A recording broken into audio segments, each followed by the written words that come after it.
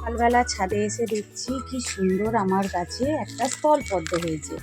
অনেক দিন পর হলো, মানে শীতকালে এই গাছের ফুলটা একটু কমে যায়, তো আজকে হয়েছে, বেশ ভালো লাগলো। আর একটু ভিডিও করে নিলাম। আর এদিকে দেখো আমার অপরাজিতা ফুলের গাছেও কিন্তু একটা ডালে দেখো 4টে ফুল ফুটেছে। আর এদিকে একটা হয়েছে আর একটা ওই দিকের ডালে হয়েছে। মানে কি বলবো, এক একদিন এই ফুলটা এত বেশি হয়, বেশ ভালো লাগে। হ্যালো এভরিওয়ান, আমি তনিমা ডেলি লাইফে সবাইকে স্বাগত।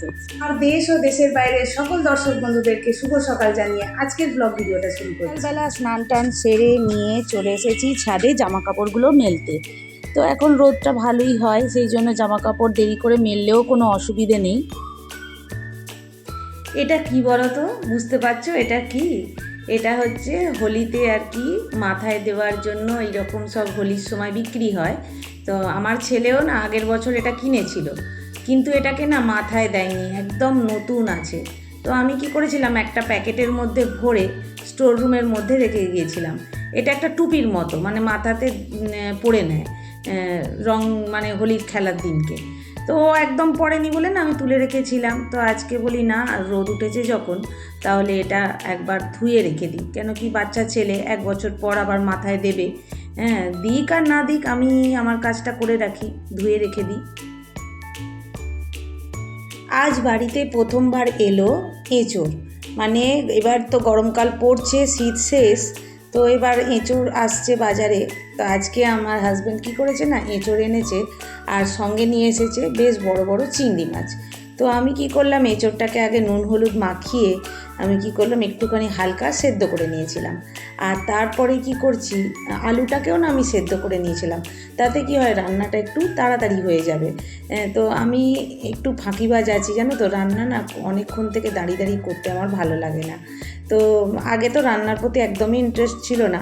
তো যখন আমার রান্না খেয়ে আমার শ্বশুরমশাই বলে না খুব ভালো হয়েছে, এই রান্নাটা ভালো হয়েছে, কি এই রান্নাটা ভালো হয়েছে, যখন বলে তখন আমার ভালো লাগে যে হ্যাঁ, তাহলে রান্নাটা করি।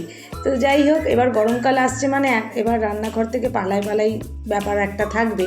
তো আজকে কি করেছিলাম, উচ্ছে চচ্চড়ি, সমস্ত রকম সবজি একটু একটু করে যে ছিল সেই সবজিগুলোকে দিয়েই আমি একটু উচ্ছে চচ্চড়ি করেছিলাম।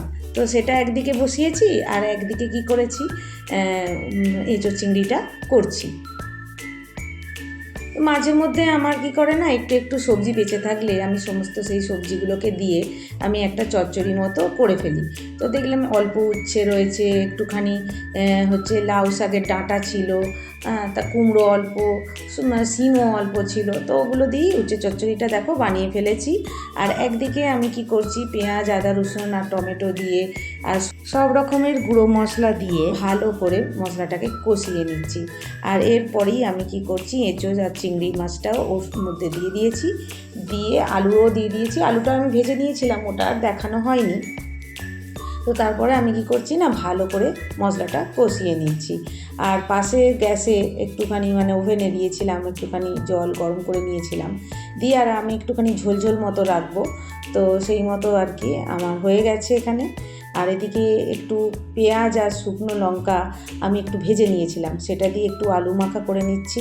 আমাদের বাড়িতে না একটু আলু মাখা প্রত্যেক দিন দুপুরে চাই, তো সেটা করেছি। আর এঁচোড় চিংড়ি আর হচ্ছে উচ্ছে চচ্চড়ি, এটাই হচ্ছে আজকে দুপুরবেলার মেনু ছিল।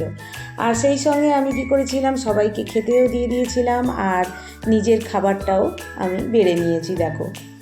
আর এদিকে না একটু একটু তরকারি বেঁচে গেছে, তো এই যে এঁচোড়ের তরকারিও বেঁচে গেছে, উচ্ছের তরকারিটাও বেঁচে গেছে, ওটাও তুলে রেখে দিলাম। কাজ করার অভিজ্ঞতা না থাকলে ঠকতে তোমাকে হবেই।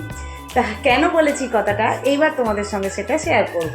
এবার চলে এসেছি আমার শ্বশুরমশাইয়ের ঘরে।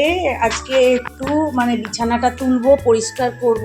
সন্ধ্যেবেলা ছাড়া না সময় হয় না, সকালবেলা কাজ থাকে।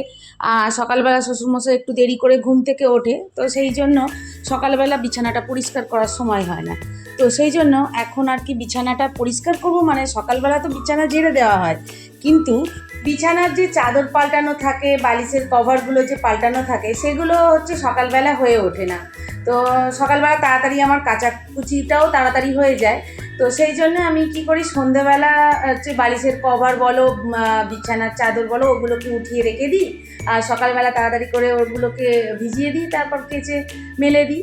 তোমাদেরকে বলি আমি কেন বলেছি কাজ করার অভিজ্ঞতা না থাকলে ঠকতে হবে। তো এই দেখো, এই কভারটা দেখো, এই বালিশের কভারটা দেখেছো কতটা বড়?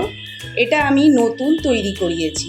হ্যাঁ, মানে এই যে বালিশটা দেখো আছে, এই কভারটাকে আমি চেঞ্জ করব। তো এই কভারটা আর কি এইটার মাপে, এইটার মাপে। তো আমাকে তৈরি করাতে হয়েছে। কেন তৈরি করাতে হয়েছে জানো? সাধারণ যে বালিশের কভারগুলো হয় সেটা হচ্ছে এই দেখো চওড়াতেও কতটা বড় রাখতে হয়েছে, আর এদিকে দেখো লম্বাতেও কতটা বড় আমাকে তৈরি করাতে হয়েছে। আর এগুলো বেডশিটের সঙ্গে পাওয়া যায়, এই কভারগুলো হচ্ছে না, এই বালিশে হচ্ছে না, জানো তো। মানে কি বলবো, আমি বালিশ তৈরি করিয়েছিলাম, 4টে বালিশ আমি তৈরি করিয়েছিলাম, 4টে তৈরি করে দিয়েছে, এত মোটা আর এত লম্বা করে দিয়েছে, মানে যত ওরা তুলো ভরে দেবে, মানে কেজি হিসেবে ওরা বালিশের তৈরি করার পয়সা নিয়েছে। তো ওরা জানে যে কিনা যত কেজি আমি তুলো ভরতে পারবো, তুলোটাও বেশি দিলে তুলোরও দাম দিতে হবে, আর যত কেজি হবে সেই অনুযায়ী ওরা পয়সা নেবে। তো আমরা তো অতটা জানি না, আমি বলেছি যে কিনা 5 বালিশ, যেরকম সাধারণ 5 বালিশ হয় 4টে 5 বালিশ বানিয়ে দেবে। তো 4টে 5 বালিশ বানিয়ে দিয়েছে, তো এত বড় এত লম্বা মোটা করে বানিয়ে দিয়েছে, আমি তো অতটা বুঝতে পারিনি, আর তখন আমার অত খেয়ালও নেই যে আমি এটা আর কি 5 বালিশের কভারটা দিয়ে মেপে দেখে নেব যে না এত বড় করো না। তো আমি কি করে জানবো বলো? ওটা তো ওনারা একটু ভালো মতনই জানে যে বালিশটা কতটা লম্বা সাধারণত হয় বা কতটা মোটা সাধারণত বানানো হয়। তো ওনারা যদি ওরকম করে বানিয়ে দেয় তো আমি কী করবো বলো? তো সেই জন্যই বললাম যে এই অভিজ্ঞতাটা ছিল না, এটা আমাকে ঠকিয়ে দিয়ে গেছে বলতে গেলে। আজকের ভিডিওটা আমি এখানেই শেষ করব। যদি আমার এই ভিডিও ভালো লেগে থাকে, আমার নতুন বন্ধুদেরকে বলবো সাবস্ক্রাইব করে আমার পাশে থাকার জন্য, আর পুরনো বন্ধুরা তোমরা যেভাবে আমাকে সাপোর্ট করছো এইভাবেই সাপোর্ট করে দিও। আজকে আসবো একটা নতুন ভিডিওর সঙ্গে, ততক্ষণের জন্য টাটা।